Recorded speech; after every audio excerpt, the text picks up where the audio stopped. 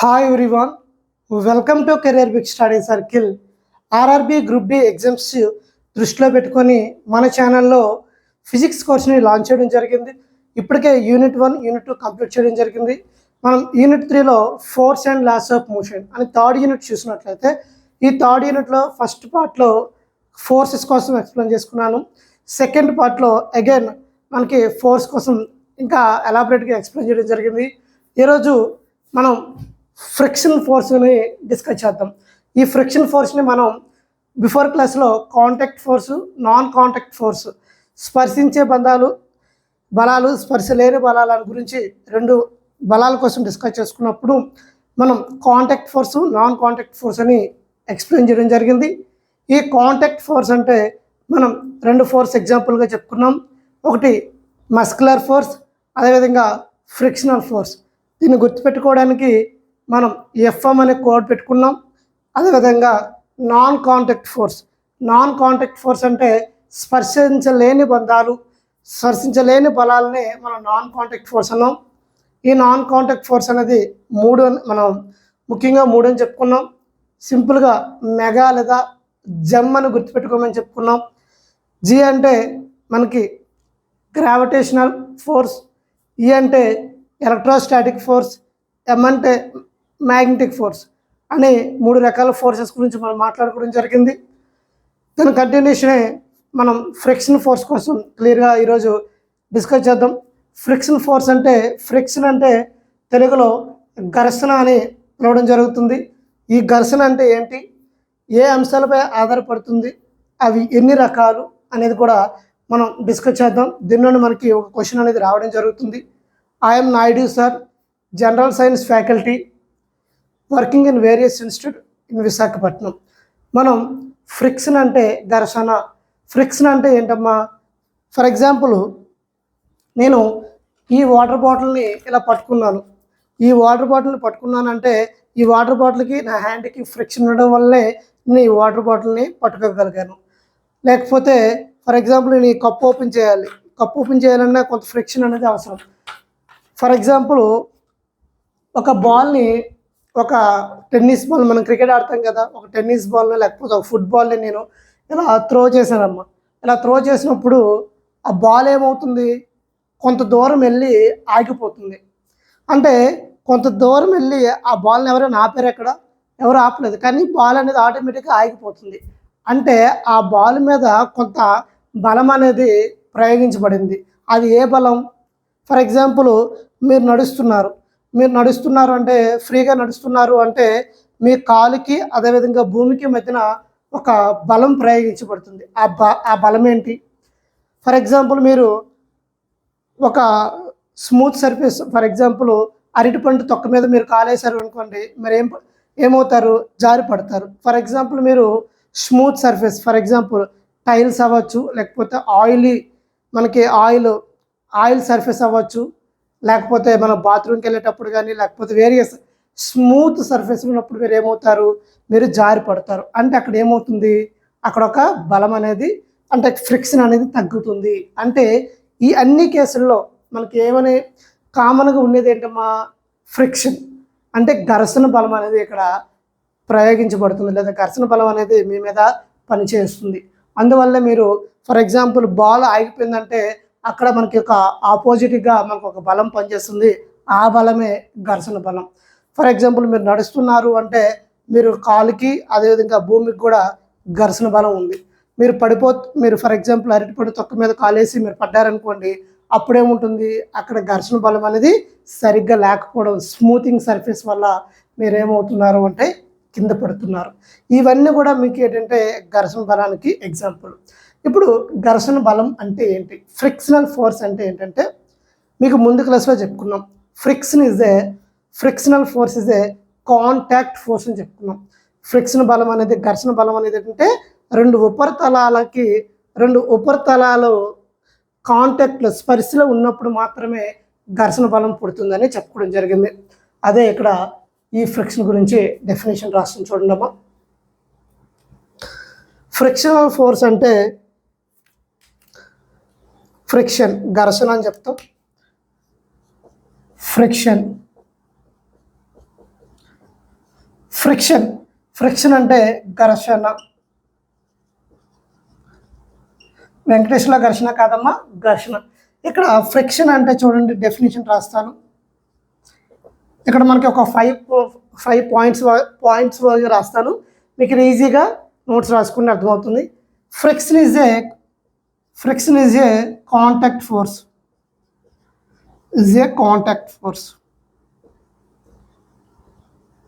ఓకేనా? Contact force అంటే ఘర్షణ అనేది, తెలుగులో కూడా రాసుకోండి, ఘర్షణ అనేది మనకి ఏంటంటే స్పర్శించే బలం.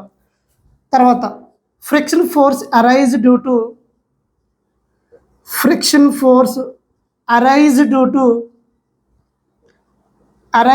To contact between the two surface.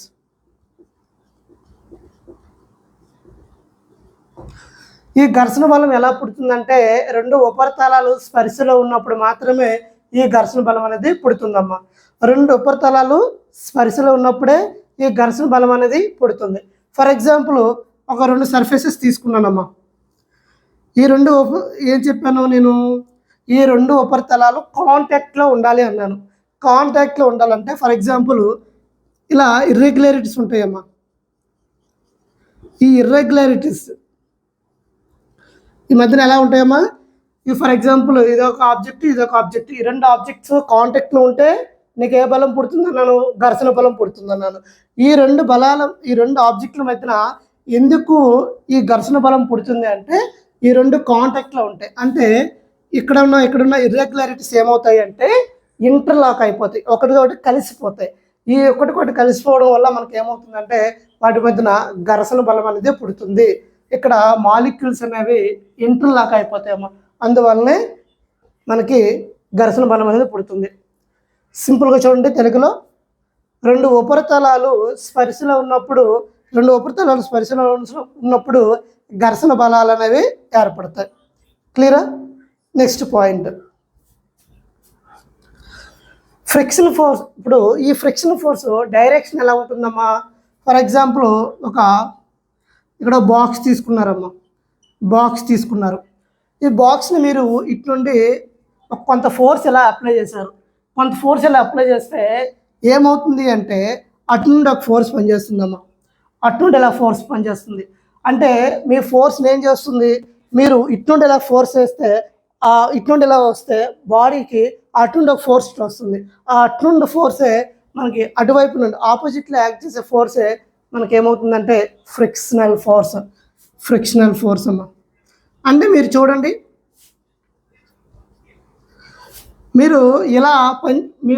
మీరు ఇలా వర్క్ చేస్తే ఫోర్స్ అనేది ఆపోజిట్గా పనిచేస్తుంది. అందువల్ల ఈ ఫోర్స్ని ఏమని చెప్పవచ్చు అంటే, మనకి ఫ్రిక్షనల్ ఫోర్స్ యొక్క డైరెక్షన్ ఎలా ఉంటుంది అంటే, the direction of frictional force is always opposite to the direction of the motion of the object. ఒకసారి పాయింట్ చూడండి అమ్మా. The direction of frictional force always opposite to the direction of motion of the object అమ్మా. Motion of the object. తెలుగులో చూసినట్లయితే మనకి ఘర్షణ బలం ఎలా పనిచేస్తుందంటే, ఘర్షణ బలం అనేది ఒక వస్తువు చలించే దిశకు వ్యతిరేక దిశలో ఘర్షణ బలం అనేది పనిచేస్తుందమ్మా, ఆపోజిట్ డైరెక్షన్లో పనిచేస్తుంది. ఫర్ ఎగ్జాంపుల్ నా బలం ఇలా ఉంటే, ఫర్ ఎగ్జాంపుల్ ఇదొక ఆబ్జెక్ట్ అని తీసుకున్నాను. ఈ ఆబ్జెక్ట్ని నేను ఇలా కదిలించాలనుకుంటున్నాను. ఇలా కదిలిస్తే నా ఫోర్స్ ఇలాగ యాక్ట్ అవుతుంది. కానీ అటువైపు నుండి కొంత ఫోర్స్, ఈ ఫ్రిక్షనల్ ఫోర్స్ అనేది ఏం చేస్తుందంటే ఆపోజిట్ చేస్తుంది. అందువల్లనే ఈ ఫ్రిక్షనల్ ఫోర్స్ని ఏమంటారంటే, frictional force is the opposing force of the motion of the opposite. అంటే ఒక ఆబ్జెక్ట్ యొక్కని అపోజ్ చేస్తుంది, మోషన్ని అపోజ్ చేస్తుంది. అందువల్ల దీన్ని అపోజింగ్ ఫోర్స్ అని కూడా రావడం జరుగుతుంది. ఓకేనా? Opposing the motion of the object, వ్యతిరేకంగా. ఇది క్లియరా మనకి? ఇది మనకి ఫ్రిక్షన్ అంటే ఏంటి, ఫ్రిక్షనల్ ఫోర్స్ ఎలా పుడుతుంది, ఫ్రిక్షన్ యొక్క డైరెక్షన్ ఏంటి, ఇవి మనకి ఇంపార్టెంట్. నెక్స్ట్ ఇప్పుడు మనకి ఫ్రిక్షన్ అనేది దేని మీద డిపెండ్ అవుతుందని కూడా అడుగుతుంటాడమ్మా. ఫ్రిక్షన్ దేని మీద, ఘర్షణ అనేది దేని మీద డిపెండ్ అవుతుంది అంటే ఘర్షణ అనేది నేచర్ ఆఫ్ ది ఆబ్జెక్ట్ మీద, nature of the contact of the area మీద ఆధారపడుతుంది. నేచర్ అంటే ఫర్ ఎగ్జాంపుల్ స్మూత్ సర్ఫేస్ ఉంటుంది, అదేవిధంగా మనకి రఫ్ సర్ఫేస్ ఉంటుందమ్మా. ఒకసారి ఆ పాయింట్ క్లియర్గా మీకు చెప్తాను చూడండి. ఫ్రిక్షనల్ ఫోర్స్ అనేది దేని మీద డిపెండ్ అవుతుంది, దేని మీద డిపెండ్ అవ్వదంటే ఫస్ట్ దేని మీద డిపెండ్ అవుతుందంటే it depends on nature of the contact of area, nature of the contact area, nature of the contact of the surface, nature of the contact of the surface. అంటే ఇది for example చూడండి అమ్మా, ఇది smooth surface అనుకుందామమ్మా, smooth surface. తర్వాత ఇది rough surface అనుకుందాము, rough surface. అంటే మనకి ఈ ఘర్షణ అనేది దేని మీద డిపెండ్ అవుతుంది అన్నాను, nature of the surface. For example ఇక్కడ స్మూత్ సర్ఫేస్ ఉందనుకుందాం. ఫర్ ఎగ్జాంపుల్ స్మూత్ సర్ఫేస్ మీరు బెస్ట్ ఎగ్జాంపుల్ అంటే మీరు బాత్రూమ్కి వెళ్ళారనుకోండి, మీ కాలు ఏమైనా అవుతుంది, జారుతుంటే. ఫర్ ఎగ్జాంపుల్ ఆయిల్ మీద మీరు ఆయిల్ సర్ఫేస్ ఉందనుకోండి, అక్కడ మీరు నడండి, అప్పుడు మీరు జారుతారు. అంటే అది స్మూత్ సర్ఫేస్.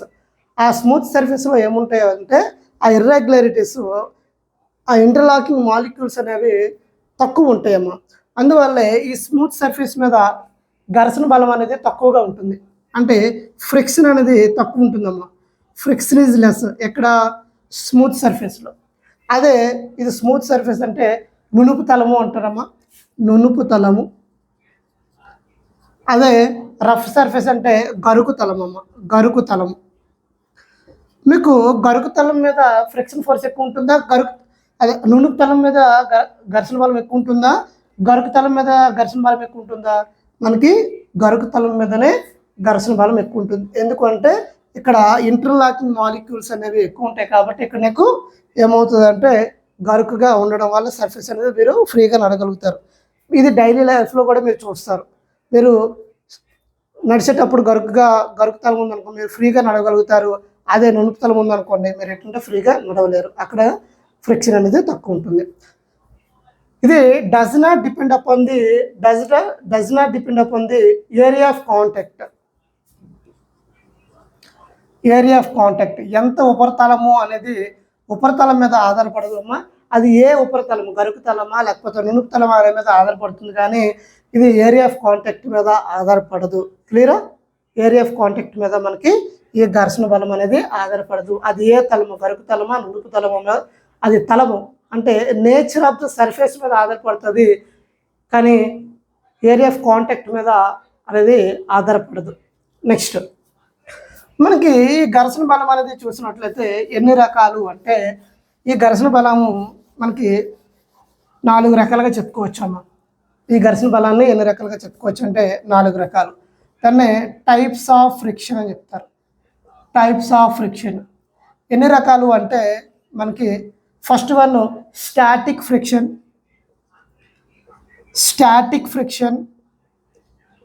సెకండ్ వన్ చూసినట్లయితే కైనెటిక్ ఫ్రిక్షన్.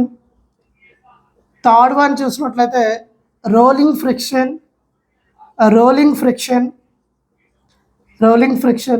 ఫోర్త్ వన్ చూసినట్లయితే ఫ్లూయిడ్ ఫ్రిక్షన్ అమ్మ, ఫ్లూయిడ్ ఫ్రిక్షన్. ఇవి మనకి 4 రకాలు. స్టాటిక్ అంటే మనకి ఇక్కడ చూడండి పేర్లోనే ఉంటుంది. స్టాటిక్ అంటే నిశ్చలంగా ఉండడం. ఒక ఆబ్జెక్ట్ మీద ఈ మార్కర్ ఉందమ్మా, ఈ మార్కర్ని మనం లేదా ఈ ఆబ్జెక్ట్ని కదిలించడానికి కొంత బలం ఉపయోగిస్తాం కదా. మనకి కొంచెం బలం ఉపయోగిస్తే ఈ డస్ట్ అనేది, ఫర్ ఎగ్జాంపుల్ ఈ డస్ట్ తీసుకున్నాను, ఈ డస్ట్ నేను కదిలించాలనుకున్నానమ్మా. ఈ డస్ట్ని కదిలించాలంటే నేను కొంత బలం ఉపయోగిస్తాను, అంటే కొంచెం బలం ఉపయోగించాను కానీ ఈ డస్ట్ కదలట్లేదు. మరి కొంచెం ఎక్కువ బలం ఉపయోగిస్తే కానీ ఈ డస్ట్ కదలలేదు. అంటే ఈ బాడీ నిశ్చల స్థితిలో ఉంది కదా, ఈ బాడీ నిశ్చల స్థితిలో ఉన్నప్పుడు నేను కొంత బలం ఉపయోగించాను కానీ కదలలేదు. అంటే కొంత బలం ఏం చేసింది, నన్ను అపోజ్ చేసింది ఈ డస్ట్ని కదలకుండా ఉండడానికి. ఆ ఫ్రిక్షన్నే మనం ఏమంటాము అంటే స్టాటిక్ ఫ్రిక్షన్ అని పిలవడం జరుగుతుంది. స్టాటిక్ ఫ్రిక్షన్ అంటే స్థైతిక బలం అని కూడా పిలుస్తారమ్మా. స్థైతిక బలం అని కూడా పిలుస్తారు. స్థైతిక ఘర్షణ, బలం కాదు, స్థైతిక ఘర్షణ. బెస్ట్ ఎగ్జాంపుల్ ఏంటంటే, ఇలా నేను ఒక ఆబ్జెక్ట్ని తీసుకున్నానమ్మా. ఆబ్జెక్ట్ని ఒక టేబుల్ పైన ఉంచాను. ఆబ్జెక్ట్ని ఒక టేబుల్ పైన వస్తే ఇక్కడ మనకి ఏదైతే ఘర్షణ ఉంటుందో ఈ ఘర్షణ మనం ఏమంటామంటే స్టాటిక్ ఫ్రిక్షన్ అంటాం. స్టాటిక్ ఫ్రిక్షన్ అంటే సింపుల్గా బాడీ అనేది ఎక్కడ ఉంటుందంటే రెస్ట్లో ఉంటుంది. బాడీ అనేది రెస్ట్లో ఉంటుంది. నేను ఇదే ఆబ్జెక్ట్ని కొంత బలం ఉపయోగించాను. కొంత బలం ఉపయోగిస్తే ఈ ఆబ్జెక్ట్ అనేది కదలలేదు. ఈ కదలకుండా ఉండాలి. మనకు అపోజింగ్గా కొంత బలం అనేది ప్రయోగించబడింది. ఆ బలాన్నే మనం స్టాటిక్ ఫ్రిక్షన్ అని పిలవడం జరుగుతుంది. ఇప్పుడు నేను ఏం చేశాను అంటే ఇదే ఆబ్జెక్ట్ మీద మరికొంచెం ఏం చేశానంటే ఎక్కువ బలం ఉపయోగించానమ్మా. ఇదే డస్టర్ని నేను కొంత తక్కువ కొంత తక్కువ బలాన్ని ఉపయోగించి నేను ఏం చేశాను, ఇలా కదిలించడానికి ట్రై చేశాను. కానీ ఇది కదలలే. ఇప్పుడు ఏం చేశాను, ఇది కదలలేదని నేను ఎక్కువ బలం ఉపయోగించి ఇలా ఆబ్జెక్ట్ని తోసాను. అప్పుడు ఏమవుతుంది, ఈ ఆబ్జెక్ట్ మెల్లగా కదలడానికి ట్రై చేస్తుంది. అంటే అప్పుడు ఏమవుతుంది, ఇది మోషన్లోకి వచ్చింది కదా, అంటే కదులుతుంది కదా. ఈ కదలడం స్లైడింగ్ మెల్లగా వెళ్తుంది కాబట్టి దీన్ని స్లైడింగ్ లేదా కైనెటిక్ ఫ్రిక్షన్ అని చెప్తున్నాం. కైనెటిక్ ఫ్రిక్షన్ అని చెప్పడం జరుగుతుంది. అంటే కైనెటిక్ ఫ్రిక్షన్ని ఏమంటామంటే గతిక ఘర్షణ అని పిలవడం జరుగుతుంది. గతిక ఘర్షణ అని పిలవడం జరుగుతుంది. ఈ గతిక ఘర్షణ అంటే ఏంటమ్మా అంటే ఈ ఆబ్జెక్ట్ని మూవింగ్ చేయడానికి. స్టాటిక్ ఫ్రిక్షన్ అంటే బాడీ అనేది ఇక్కడ రెస్ట్లో ఉంటుందమ్మా. రెస్ట్లో ఉన్నదాన్ని నువ్వు కదిలించడానికి ట్రై చేస్తావు. ఈ కైనెటిక్ ఫ్రిక్షన్ ఏంటంటే నువ్వు కొంత బలం ఉపయోగించి ఏం చేస్తున్నావు, ఆ బాడీని మోషన్లోకి తీసుకురావడం జరుగుతుంది. కైనెటిక్ అంటే ఏంటమ్మా, మోషన్లో ఉండాలి. అంటే ఆ ఆబ్జెక్ట్ని నువ్వేం చేస్తున్నావు, మోషన్లో పెడుతున్నావు. దాన్ని గతిక ఘర్షణ లేదా కైనెటిక్ ఫ్రిక్షన్ అనేది అంటారు. తర్వాత రోలింగ్ ఫ్రిక్షన్. ఇప్పుడు ఇదే ఆబ్జెక్ట్ని నువ్వేం చేస్తున్నావు, రోలింగ్ అంటే బెస్ట్ ఎగ్జాంపుల్ ఏంటంటే రోలింగ్ ఫ్రిక్షన్కి మీరు ట్రాలీ బ్యాగ్స్ వాడతారు కదమ్మా. ట్రాలీ బ్యాగ్ వాడితే మీరు ఏం చేస్తారు, ఆ ట్రాలీ బ్యాగ్ కింద 2 చక్రాలు ఉంటాయి. ఎందుకు ఉంచారు అంటే ఇక్కడ మీకు ఫ్రిక్షన్ తగ్గడానికి వల్లనే. ఫర్ ఎగ్జాంపుల్ మీరు 2 కేసులు తీసుకోండి. ఒకటి ట్రాలీ బ్యాగ్ తీసుకోండి, ఇంకోటి మామూలు ట్రాలీ బ్యాగ్ కాకుండా నార్మల్ బ్యాగ్ తీసుకోండి. ఈ 2 భూమి మీద అలాగా తీసుకెళ్ళండి. ఏది ఈజీ అవుతుందంటే ఏదైతే చక్రాలు ఉన్నాయో అది మీకు ఏమవుతుందంటే తీసుకెళ్ళడానికి ఈజీ ఉంటుంది. ఏదైతే చక్రాలు లేవో ఇది మనకి కష్టంగా ఉంటుంది. అంటే ఇక్కడ మీకు రోలింగ్ అంటే అవి ఏమవుతుంది, ఆబ్జెక్ట్ అనేది చక్రాలు అనేది ఎలాగ రోల్ అవుతుంది. అందువల్లనే మనకి ఈ రోలింగ్ ఫ్రిక్షన్ వల్ల ఏమవుతుందంటే ఆబ్జెక్ట్ని ఈజీగా క్యారీ చేసుకోవడం లేదా ఈజీగా తీసుకెళ్ళడానికి పని అవుతుంది. అంటే ఈ రోలింగ్ ఫ్రిక్షన్లో మనకి ఏమవుతుందంటే మీకు రోలింగ్ ఫ్రిక్షన్ అనేది తక్కువ ఉంటుంది కాబట్టి మీరు ఆబ్జెక్ట్ని ఈజీగా క్యారీ చేయగలుగుతున్నారు. అందువల్లే మనకి పెద్ద పెద్ద వస్తువులైనా కంటైనర్ అయినా మనకి చక్రాలు కనుక్కున్న తర్వాత మనకి ఏమవుతుందంటే ఈ రోలింగ్ ఫ్రిక్షన్ వల్ల పెద్ద పెద్ద ఆబ్జెక్ట్ని ఈజీగా క్యారీ చేయగలుగుతున్నారు. అంటే రోలింగ్ ఫ్రిక్షన్ అంటే చక్రాలకి కారుకి. మనకి రోలింగ్ అంటే ట్రాలీ బ్యాగ్ కదమ్మా. ట్రాలీ బ్యాగ్ బెస్ట్ ఎగ్జాంపుల్ మీకు అర్థమవుతుంది. ట్రాలీ బ్యాగ్లో దాన్ని ఉన్న ఫ్రిక్షన్ ఏంటంటే రోలింగ్ ఫ్రిక్షన్. తర్వాత ఫ్లూయిడ్ ఫ్రిక్షన్ అంటే ఫర్ ఎగ్జాంపుల్ చూడండి. ఫ్లూయిడ్ ఫ్రిక్షన్ అంటే మనకి గాలి.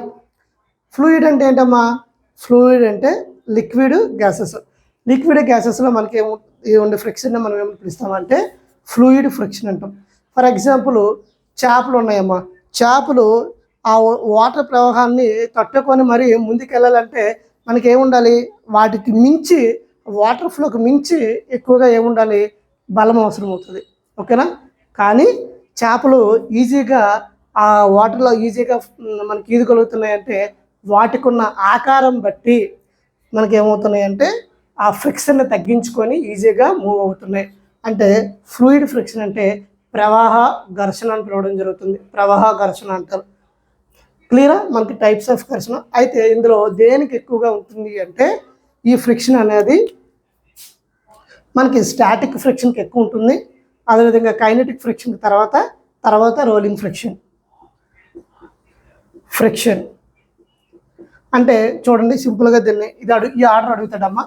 దేనికి ఎక్కువ ఫ్రిక్షన్ ఉంటుంది అంటే static friction, kinetic friction, rolling అన్నది మనం రోల్ అయినప్పుడు, అదే ట్రాలీ బ్యాగ్ ఇలా ట్రావెల్ చేసినప్పుడు రోలింగ్ అవుతుంది కదా, అక్కడ మీకు ఫ్రిక్షన్ అనేది తక్కువ ఉంటుంది. దీనిలో ఎక్కువ ఫ్రిక్షన్ ఎక్కడ ఉంటుందమ్మా అంటే స్టాటిక్ ఫ్రిక్షన్కి ఎక్కువ ఉంటుంది, రోలింగ్ ఫ్రిక్షన్ తక్కువ ఉంటుంది. ఇది మనకి ఆర్డర్ అనేది అడుగుతుంటాడు ఎక్కువ. ఒకసారి గుర్తుపెట్టుకోండి, static friction, kinetic friction, rolling friction, ఇది మనకి ఆర్డర్.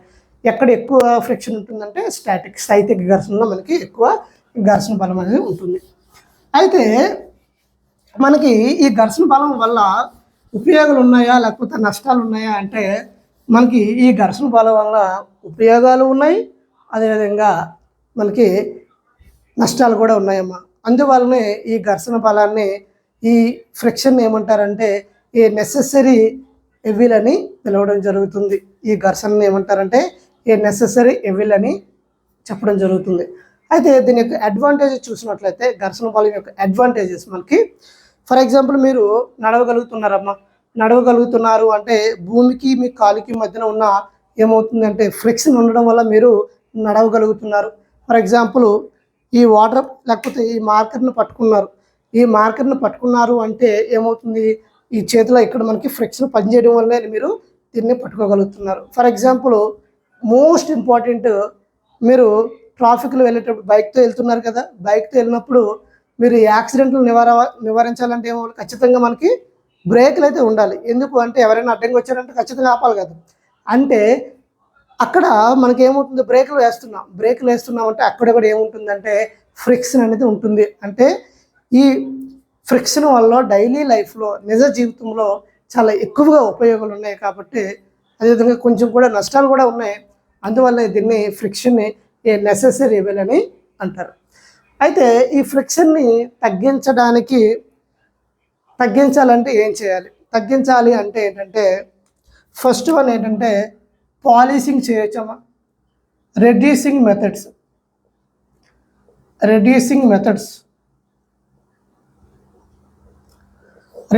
మెథడ్స్ తగ్గించడానికి, మనకి ఘర్షణ తగ్గించే పద్ధతులు ఏంటంటే ఫస్ట్ మనం ఏం చేయొచ్చు అంటే పాలిషింగ్ చేయొచ్చమ్మా. పాలిషింగ్ చేయడం. పాలిషింగ్ అనేది చూసినట్లయితే ఎక్కువగా మీరు పాలిష్ చేశారనుకోండి, మళ్ళీ ఏమవుతుందంటే ఆ మాలిక్యూల్స్ మధ్యన ఇంటర్లాకింగ్ ఎక్కువ పెరిగిపోయి ఫ్రిక్షన్ అప్పుడు ఏమవుతుందంటే ఇంకా పెరిగిపోతుందమ్మా. మీరు మోడరేట్గా పాలిష్ చేస్తే ఫ్రిక్షన్ అనేది తగ్గుతుంది. ఒకసారి చూడండి, ఈ పాలిషింగ్లో 2 రకాలు ఉన్నాయి. పాలిషింగ్ చేయడం అమ్మ. పాలిషింగ్ చేయడం వల్ల ఫస్ట్ చూసినట్లయితే మీరు మోడరేట్గా చేశారనుకోండి, మోడరేట్గా చేస్తే ఫ్రిక్షన్ ఏమవుతుంది, ఫ్రిక్షన్ తగ్గుతుంది, ఘర్షణ అనేది తగ్గుతుంది, ఫ్రిక్షన్ అనేది డిక్రీజ్ అవుతుంది. అదే మీరు హెవీలీ పాలిష్ చేశారనుకోండి, ఎక్కువగా పాలిష్ చేస్తే ఎక్కువగా పాలిష్ చేశారనుకోండి, ఎక్కువ పాలిష్ చేసినప్పుడు ఏమవుతుందంటే ఫ్రిక్షన్ అనేది పెరుగుతుందమ్మా.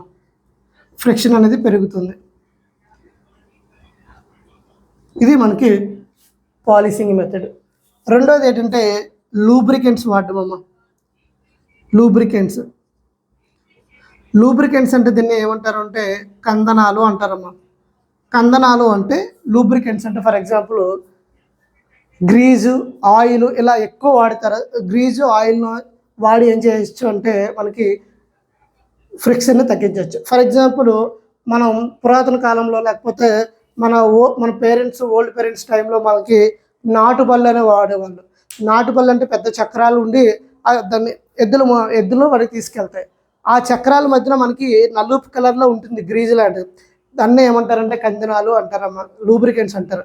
అవి ఆ చక్రాలు ఫ్రీగా తిరిగితేనే అవి ఎద్దులు తీసుకెళ్ళడానికి ఈజీగా ఉంటాయి. అవి ఆ చక్రాలు ఫ్రీగా లేకపోయాయి అనుకోండి, ఏమవుతాయి, ఆ ఎద్దులు ఆ బండిని తీసుకెళ్ళడం కష్టమవుతాయి. అందువల్లనే మనకి ఏమవుతాయి అంటే అక్కడ దాన్ని ఇరుసు అంటారు అప్పుడు తెలుగులో. అక్కడ మనకి నాటుబళ్ళు ఆ చక్రాల మధ్యన ఈ లూబ్రికెంట్స్ వాడి చక్రాలు ఫ్రీగా మూవ్ అవ్వడానికి ఉపయోగపడతాయమ్మా. అంటే లూబ్రికెంట్స్ వాడతారు. లూబ్రికెంట్స్ అంటే సింపుల్గా ఆయిల్ అవ్వచ్చు, గ్రీజ్ అవ్వచ్చు, గ్రీజ్ ఇలాగా వాడతారమ్మా. అయితే సాలిడ్ లూబ్రికెంట్ ఏంటంటే గ్రాఫైట్ని వాడతారమ్మా. Very very important. లూబ్రికెంట్గా దేన్ని వాడతారంటే గ్రాఫైట్ని వాడతారు. గ్రాఫైట్ని మనకి లూబ్రికెంట్గా వాడడం జరుగుతుంది. అదేవిధంగా బాల్ బేరింగ్స్ని వాడతారమ్మా. బాల్ బేరింగ్స్ అంటే ఫర్ ఎగ్జాంపుల్ చూడండి, ఇలా ఉండి వీటి మధ్యన ఇలా చక్రాల్లా ఉంటాయి. ఫ్యాన్లో కానీ లేకపోతే వీల్లో కానీ మనకి ఏముంటుందంటే బాల్ బేరింగ్స్. ఈ బాల్ బేరింగ్స్ వాడడం వల్ల కూడా ఏమవుతుందంటే ఫ్రిక్షన్ని తగ్గించవచ్చు. అదేవిధంగా మనకి స్ట్రీమ్ లైన్ షేప్స్ అంటారమ్మా. స్ట్రీమ్ లైన్ షేప్స్ అంటే ఫర్ ఎగ్జాంపుల్ చూడండి, మనకి పక్షి గాల్లో ఎగురగలుగుతుందంటే మనకి పక్షి ఆకారం చూడండి, మనకి ముందు పక్షి ఆకారం చూడండి. పక్షి కానీ లేకపోతే విమానం మనకు ఎయిర్ అంటే గాల్లో మనకి ఏముంటుందమ్మా, ఫ్రిక్షన్ ఉంటుంది కదా. అంటే ఇలా వెళ్ళాలంటే ఇటు నుండి ఫ్రిక్షన్ కూడా మనకు వస్తుంది కదా.